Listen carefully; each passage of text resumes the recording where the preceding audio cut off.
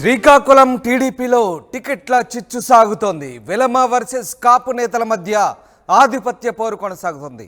ఎచ్చెర్ల, పాతపట్నం, శ్రీకాకుళం నియోజకవర్గాల్లో తిరుగుబాటు చేస్తున్నారు నేతలు. 3 నియోజకవర్గాల్లో ఇన్ఛార్జీలకు చోటు దక్కలేదు. టికెట్లు రాకపోవడానికి అచ్చెన్నాయుడే కారణమని ఆరోపణలు వినిపిస్తున్నాయి. అచ్చెన్నాయుడిని రాజకీయంగానే దెబ్బ కొట్టాలని వ్యూహం రచిస్తున్నట్టుగా తెలుస్తోంది. స్వతంత్ర అభ్యర్థులుగా బరిలోకి దిగేందుకు కార్యాచరణ రూపొందించుకుంటున్నారు నేతలు. ఎచ్చెర్ల నుంచి కిమిడి కళా వెంకట్రావు, పాతపట్నం నుంచి కలమట వెంకటరమణ, శ్రీకాకుళం నుంచి గుండా లక్ష్మీదేవి బరిలోకి దిగే అవకాశాలు కనిపిస్తూ ఉన్నాయి. మొత్తం మీద సిక్కోలు టీడీపీలో తిరుగుబాటు కనిపిస్తోంది. ముఖ్యంగా అచ్చెన్నాయుడిని రాజకీయంగా దెబ్బ కొట్టాలనే వ్యూహంలో భాగంగా స్వతంత్ర అభ్యర్థులుగా బరిలోకి దిగేందుకు సీనియర్ నేతలు ఆలోచిస్తున్నట్టుగా తెలుస్తోంది. దీంతో శ్రీకాకుళం టీడీపీలో టికెట్ల చిచ్చు సాగుతోంది. ముఖ్యంగా వెలమ వర్సెస్ కాపు సామాజిక వర్గ నేతల మధ్య ఆధిపత్య పోరు కనిపిస్తోంది. ప్రధానంగా ఎచ్చెర్ల, పాతపట్నం, శ్రీకాకుళం నియోజకవర్గాల్లో ఈ తిరుగుబాటు కనిపిస్తోంది. ఈ 3 నియోజకవర్గాల్లో ఇన్ఛార్జీలకు చోటు దక్కపోవడంతో టికెట్లు రాకపోవడానికి అచ్చెన్నాయుడే కారణమనే ఆరోపణలు అయితే వినిపిస్తున్నాయి. నాయుడు జాయిన్ అవుతున్నారు లైవ్లో. నాయుడు, ముఖ్యంగా 3 నియోజకవర్గాల్లో ఇన్ఛార్జీలకు టికెట్ దక్కపోవడంతో శ్రీకాకుళం టీడీపీలో చిచ్చు రేగినట్టుగా తెలుస్తోంది. ఆధిపత్య పోరు కొనసాగుతున్నట్టుగా తెలుస్తోంది. ఇది ఎటువైపు దారితీసే అవకాశాలున్నాయి? 2024 ఎన్నికల్లో ఎట్టి పరిస్థితుల్లో వైసీపీ రహిత ఆంధ్రప్రదేశ్గా చూడాలనుకున్నటువంటి పార్టీలు ఈరోజు టీడీపీ, బీజేపీ, జనసేన పొత్తుల్లో భాగంగా ప్రకటించిన అభ్యర్థులు శ్రీకాకుళం జిల్లాలో ఖరారయ్యారు. తొలి విడతలో నలుగురు అభ్యర్థులు, మలి విడతలో 1 అభ్యర్థిని ప్రకటించడం జరిగింది. చివరాంకంలో మాత్రం సీనియర్లకు సంబంధించి పాతపట్నం, శ్రీకాకుళం, ఎచ్చెర్ల ఈ 3 నియోజకవర్గాల్లో 5 ఏళ్లుగా ఆ పార్టీని పరిరక్షించుకుంటూ వస్తున్నటువంటి ఇన్ఛార్జీలు టిక్కెట్ దక్కపోవడంతో ఈరోజు టీడీపీలో పెద్ద ప్రకంపనలే చోటు చేసుకొని చెప్పుకోవచ్చు. చివరి జాబితా వచ్చిన తర్వాత శ్రీకాకుళం నియోజకవర్గం గుండా లక్ష్మి ఇంటి వద్ద కార్యకర్తలందరూ రణరంగం సృష్టించారు. ఏదైతే సూపర్ 6 సంబంధించినటువంటి ధృవపత్రాలన్నీ కూడా దగ్ధం చేసి నిరసన వ్యక్తం చేశారు. చంద్రబాబు నాయుడు అదేవిధంగా మిగతా పార్టీ పెద్దలు ఉన్న ఫ్లెక్సీలు కూడా చింపి తీవ్ర ఆందోళన చేపట్టారు. మరోవైపు పాతపట్నంలో కూడా అదే పరిస్థితులు నెలకొన్నాయి. పాతపట్నం నియోజకవర్గం ఉన్నటువంటి కలమట వెంకటరావు కాదని ఆ పార్టీకి వేరుకుంపటి పెట్టి 2 ఏళ్లుగా ఆ నియోజకవర్గంలో పార్టీ ప్రతిష్టను దిగజారుతున్నారు. మామిడి గోవింద్కి టికెట్ ఇవ్వడంపై ప్రతి ఒక్కరు కూడా మండిపడుతున్నారు. అసలు అభ్యర్థి ఎవరో తెలియనట్టు పరిస్థితి కార్యకర్తలో నెలకొన్న ఈ తరుణంలో ఆయన కూడా స్వతంత్ర అభ్యర్థిగా పోటీ చేసేందుకు మాత్రం సంసిగ్ధం అవుతున్నారు. ఈ విషయాన్ని పార్టీ అధిష్టానానికి చెప్పడం కూడా జరిగిన సమాచారం. ఎందుకంటే నిన్న 2024లో ఎవరైతే అభ్యర్థులో వారితో జిల్లా పార్టీ అధ్యక్షులైనటువంటి కోన రవికుమార్ సమీక్ష నిర్వహించారు. ఆ సమీక్ష కార్యక్రమానికి ఇటు కళా వెంకటరావు కానీ అదేవిధంగా గుండా లక్ష్మీదేవి కానీ కలమట్రావునికి ముగ్గురికి కూడా ఆహ్వానం లేకపోవడంతో వారు అసలు పార్టీ వీడకపోయినప్పటికి కూడాను వారి కార్యకర్తలు వారికి టికెట్ రాలేదని చెప్పి ఆందోళన చేస్తున్నారే తప్ప వారికి ఎందుకు ఆహ్వానం ఇవ్వలేదని రవికుమార్ వ్యవహారంపై కూడా మండిపడుతున్నారు. ఇటువంటి తరుణంలో ఇప్పటి వరకు టీడీపీ రాష్ట్ర పార్టీ అధ్యక్షులు 2 సార్లు పర్యటించేసి టీడీపీ పాలిట్ బ్యూరో సభ్యులుగా ఉన్నటువంటి కిమిడి కళా వెంకట్రావు ప్రాతినిధ్యం వస్తున్న ఎచ్చెర్ల నుండి ఆయనకి టికెట్ ఇవ్వడం పోలు మాత్రం అక్కడ కూడా వారి అనుయాయులందరూ కూడాను ఆయన స్వతంత్ర అభ్యర్థిగా బరిలోకి దిగాలని డిమాండ్ చేస్తున్నారు. కాకపోతే 3 నియోజకవర్గాల నేతలు కూడాను కార్యకర్తలతో పాటు నియోజకవర్గం ప్రజల అభిష్టానం తెలుసుకొని వారి నిర్ణయం మేరకే భవిష్యత్ కార్యాచరణ రూపొందిస్తామని కూడాను అప్పటి వరకు సమన్వయం పాటించాలి.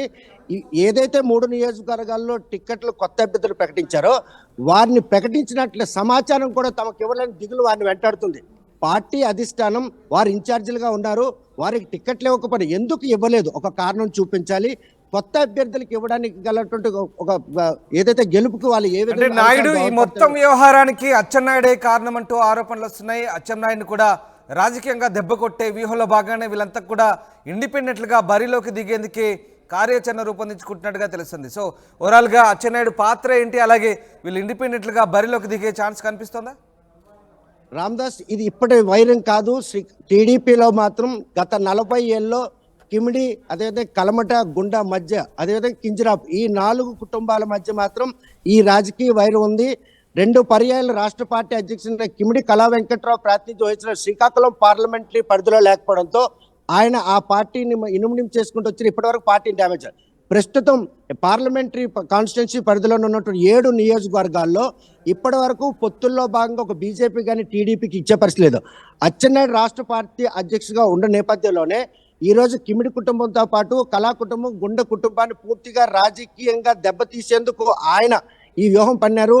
టిక్కెట్లు కూడా అమ్ముకున్నారు. ఎందుకంటే ఎంత ఖర్చు పెడతారని చెప్పేసి గుండె లక్ష్మీదేవి ఇంటికి కూడాను వెళ్ళడం జరిగింది. కలమటి వెంకట్రావు ఇంటికి కూడా వెళ్ళారు. కలమటి వెంకట్రావు నేను 5 కోట్లు మాత్రమే ఖర్చు పెట్టగానే బాహాటంగా చెప్తున్నారు.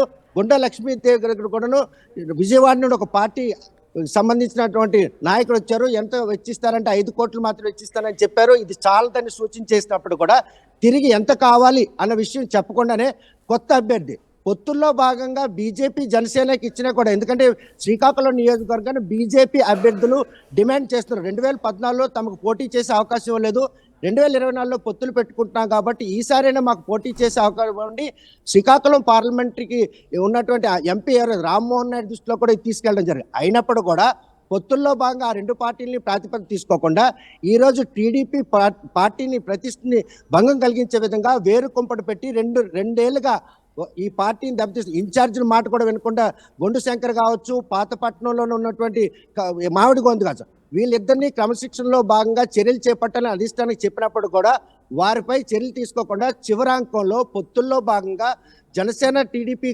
బీజేపీ కాకుండా నాయుడు అయితే ఈ మొత్తం వ్యవహారం ఎటు మలుపు తిరిగే అవకాశాలు కనిపిస్తున్నాయి. ఎందుకంటే అసంతృప్త నేతలు మళ్ళీ రెబెల్స్ గా బరిలోకి దిగే అవకాశం ఉందా?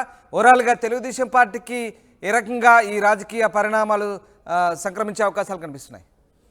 2024లో ఎట్టి పరిస్థితుల్లోనూ టీడీపీ కంచుకొని శ్రీకాకుళం జిల్లాలో 10 కాన్స్టిట్యున్సీల్లో 8 కాన్స్టిట్యున్సీలు గెలిచే అవకాశం ఉందని మునుపటి సర్వేలు చెప్తున్నాయి.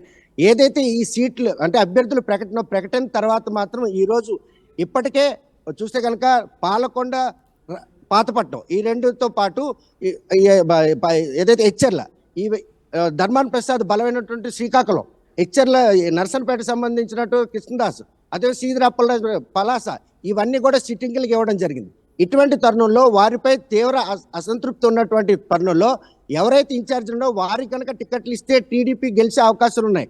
కానీ ప్రస్తుతం ఈ టికెట్లు ప్రకటించడం మాత్రం వారు కనుక స్వతంత్ర అభ్యర్థిగా దిస్తే చేజేతల ఈ రోజు మాత్రం టీడీపీ గెలుపు గుర్రాలు మాత్రం చేజార్చుకుంది అన్నట్టు ఇటువంటి, ఎందుకంటే వారికి టికెట్ రాలేదని తెలిసిన తర్వాత అనుయాయులందరూ ఉవ్వెత్తున వచ్చి వారికి సంఘీభావం తెలియజేస్తున్నారంటే ఎంతగా బలం కేడర్గా ఉంది. ఇటు శ్రీకాకుళం, పాతపట్నం, హెచ్చర్ల గెలుపు వరించే టీడీపీకి మాత్రం ఈ 3 సీట్లు కూడాను కోల్పోయే పరిస్థితులు పరిణామాలు స్పష్టంగా కనిపిస్తాయి. వైసీపీకి సంబంధించిన 2019 ఎన్నికల్లో 8 నియోజకవర్గాలు వైసీపీ కైవసం చేసుకోగా టెక్కలి, ఇచ్చాపురం 2 మాత్రమే టీడీపీ కైవసం చేసుకుంది. అయితే ఆ డిజిట్ అంటే 8 టీడీపీకి 2 వైసీపీకి వచ్చినటువంటి పరిణామాలను ఈ నేపథ్యంలో పొత్తుల్లో భాగంగా ప్రకటించిన టీడీపీ ఉమ్మడి జాబితా మాత్రం పెద్ద దుమారం రేగింది. దీని వెనక అచ్చెన్నాయుడు హస్తమే ఉందని చెప్పి వాళ్ళు బాహాటంగానే ఆరోపిస్తున్నారు. మరి ఈ విషయంలో అధిష్టానం కూడాను వారికి కనీసం సంప్రదింపులు జరపలేదు. నిన్న సాయంత్రం మాత్రం గుండె లక్ష్మీదేవి ఇంటికి వెళ్ళి జిల్లా పార్టీ ఇచ్చిన కోన రవికుమార్ మాత్రం ఈ విషయంలో 4 రోజుల పాటు సమన్వయం పాటించండి, పార్టీ అధిష్టానం దృష్టికి జరిగిన విషయాన్ని చెప్తా ఉన్నా. కాకపోతే ఆమె కూడా నమ్మే పరిస్థితి లేదు.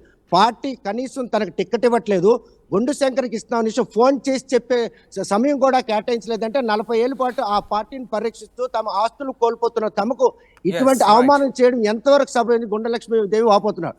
మరోవైపు కలమటి వెంకట్రామన్ కూడాను తన తండ్రి 6 సార్లు ఆ నియోజకవర్గంలో ఎమ్మెల్యే గెలిచారు, తను కూడా ఒకసారి గెలిచినటువంటి చరిత్ర ఉన్నట్టు ఆ కుటుంబానికి ఈరోజు టికెట్ ఇవ్వడం.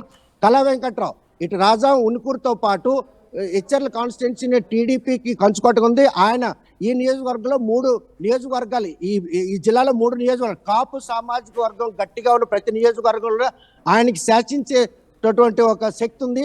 అటువంటి వ్యక్తికి కూడా ఈ రోజు టీడీపీ టికెట్ ఇవ్వకపోవడం మాత్రం శ్రీకాకుళం జిల్లాలో ఉమ్మడి 10 నియోజకవర్గాల్లో ఈ రోజు దీని తాలూకు ఇంపాక్ట్ పడుతుంది. మరోవైపు చూస్తే కనుక ఏదైతే ఎంపీ పార్లమెంటరీ కాన్స్టిట్యున్సీలోని 7 నియోజకవర్గాల్లో 3 నియోజకవర్గాల్లో కూడాను ఇటు కాలింగ్ సామాజిక వర్గం, కాపు సామాజికం కలిసి ఎంపీ కూడాను ఎటువంటి అంటే గెలుస్తారు అన్నటువంటి ధీమా ఉన్న నేపథ్యంలో ఈ టికెట్ల ప్రకటన ప్రకంపనలు మాత్రం ఆయన పడే ఇంపాక్ట్ పై చూసి ఉంది. అటువైపు ఒక బలమైన సామాజిక వర్గానికి చెందిన కాలింగ్ సామాజిక వర్గం చెందినటువంటి పేరాడ తిలక్కున్నారు. మరోవైపు కాంగ్రెస్ పార్టీకి సంబంధించి కూడాను ఒక కాలింగ్ సామాజిక వర్గాన్ని అభ్యర్థించేది బరిలో దిగుతున్నారు.